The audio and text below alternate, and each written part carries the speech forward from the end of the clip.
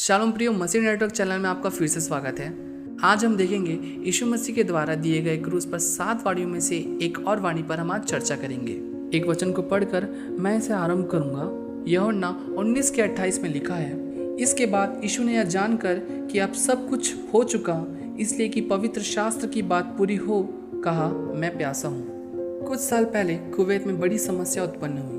तब भारतीय सब कुछ छोड़ बच्चों को लेकर जान बचाने भाग निकले।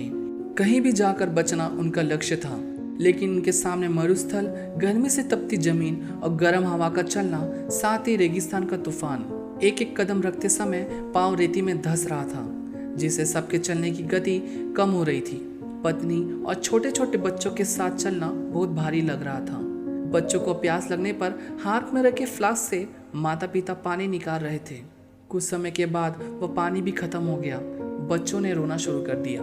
इस प्रकार एक नहीं बहुत बड़ी भीड़ किसी तरह बच निकलने के विचार से और प्यास से परेशान थी। एक छावनी में वे पहुंचे। घर भी नहीं है, मरुस्थल का एक तत्कालीन निवास। वहां नल और पानी उपलब्ध नहीं। घंटे बीतने के पश्चात एक गाड़ी आ रही थी जो हमारे देश के पेट्रोल टैंकर जैसी दिखाई दे रहे थे। उसमें पानी था। लोगों ने शीघ्र ही भागना शुरू किया। हजारों की संख्या में लोग आपस में लड़ रहे थे। प्रत्येक के हाथ में प्लास्टिक के प्याले। प्यास भयंकर थी। हम लोगों ने अखबार और टीवी के द्वारा ये जाना था। सहारा नामक मरुस्थल के अनुभव को जरा सोच कर देखिए। एक बूंद पानी के बिन मरुस्थल में यात्रा करें तो क्या होगा।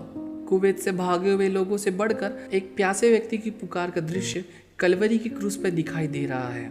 इसके बाद यीशु ने यह जानकर कि अब सब कुछ हो चुका, इसलिए कि पवित्र शास्त्र की बात पूरी हो, कहा, मैं प्यासा हूँ। यह ब्रह्मांड के स्वामी की पुकार है। शून्य से सबकी सृष्टि करने वाला परमेश्वर आकाश और पृथ्वी के बीच क्रूस पर लटकाया गया। यूहन्ना उसके 4 अध्याय में एक स्त्री से यीशु ने कहा कि जो कोई यह जल पिएगा वह फिर प्यासा होगा, परंतु जो कोई उस जल में से पिएगा जो मैं उसे दूंगा वह फिर अनंत काल तक प्यासा ना होगा, वरन जो जल मैं उसे दूंगा वह उसमें से एक सोता बन जाएगा जो अनंत जीवन के लिए उमड़ता रहेगा। प्रिय मित्र, इस संसार में आपके पास जो है और जो कुछ आपने बनाया वे आपकी प्यास बुझाने में सक्षम नहीं। यीशु मसीह की मृत्यु के बारे में उनके जन्म के 700 साल पहले भविष्यवक्ताओं ने भविष्यवाणी किया था। यशायाह की पुस्तक 53 अध्याय में हम यह देख सकते हैं वह किसके लिए और कैसे मरेगा। यह सब वहाँ बताया गया है। भजन संहिता 22 उसके 1 में यह लिखा है, हे मेरे परमेश्वर, तूने मुझे क्यों छोड़ दिया। यीशु मसीह ने क्रूस पर बोला था, जगत की उत्पत्ति से पहले ही मानव जाति के पापों के लिए परमेश्वर के पुत्र का बलिदान निर्धारित किया गया था। यीशु मसीह पहले से जानते थे कि उनके जीवन में क्या क्या घटित होगा। परमेश्वर का प्रेम अपने पूर्ण निर्णय के आधार पर सब करता है, लेकिन सवाल यह है कि मेरे और आपके जीवन में परमेश्वर का वचन मानने के लिए और उसका हमारे जीवन में पूरा होने के लिए क्या हम अनुमति देते हैं। कुछ समय पहले एक पादरी साहब ने अपने कलीसिया की एक बहन से पूछा, माताजी, परमेश्वर के वचन की प्रतिज्ञाओं को देख आप क्या करती हैं। माताजी बोली, मेरे बेटे ने मुझको लाल स्याही का एक कलम दिया है, मैं उन वचनों को रेखांकित करती हूँ। प्यारे मित्र, केवल रेखांकित करने से काम नहीं चलेगा, और भी कुछ करना है। स्वर्ग में परमेश्वर ने जो चाहा उसे पुत्र ने अंगीकार किया और समय के पूरा होने पर मानव जाति के लिए वह बलिदान हुआ। प्रभु यीशु मसीह का वचन मैं प्यासा हूँ उसके मानवता को दर्शाता है। पहली सदी की गलत शिक्षा यह नहीं कि यीशु मसीह परमेश्वर नहीं है, परंतु यीशु मसीह की मानवता को अंगीकार नहीं किया गया था। लेकिन परमेश्वर का वचन कहता है कि प्रभु यीशु मसीह जो स्वयं परमेश्वर था मनुष्य बन गया। 100% वह मनुष्य था और 100% वह परमेश्वर भी।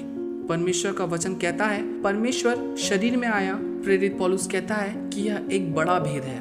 परमेश्वर के वचन में कहा गया है कि हमारे लिए एक बेटा जन्मा है, उसका नाम अनंत काल का पिता होगा। यह हम कैसे अंगीकार करेंगे। विश्वास से परमेश्वर के वचन को हम स्वीकार करें, तब परमेश्वर के वचन की गहराई बातें और सच्चाई हमारे हृदय को परिवर्तन करेगी। प्रभु कहता है मैं प्यासा हूँ। इस प्रकार के अनुभव से यीशु को क्यों गुजरना पड़ा।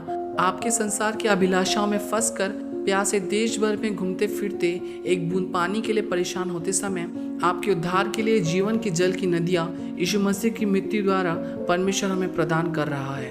इजरायली लोग मरुस्थल में प्यास से परेशान हुए तो उन्होंने मूसा से कहा, परमेश्वर के आदेश के अनुसार मूसा ने एक चट्टान से पानी निकाला, नए नियम में हम इस बात को देखते हैं कि यह चट्टान मसीह था।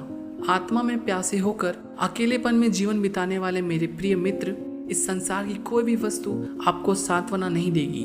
आपकी प्यास को बुझाने के लिए यीशु मसीह प्यासा हो गया।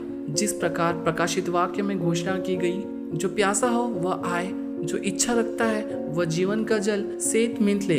इस प्रभु यीशु मसीह पर विश्वास करने से वह आपकी प्यास बुझाएगा, अनंत जीवन का पानी वह आपको देगा। इतना कहकर मैं इस वाणी को समाप्त करता हूँ। इस वीडियो के द्वारा प्रभु आपको आशीष दे। अगले वीडियो के साथ फिर मिलेंगे, तब तक देखते रहिए मसीह नेटवर्क चैनल।